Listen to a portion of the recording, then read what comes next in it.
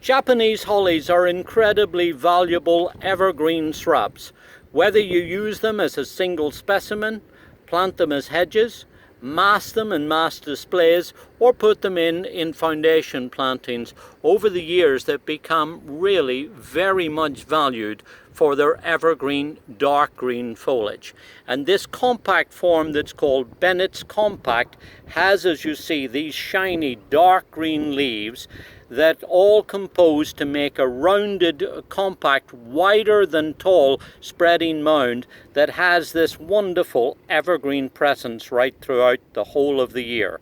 Little white flowers in early summer, followed sometimes by blackberries that are down inside the foliage. It's really grown for its compact habit and that shiny dark green foliage.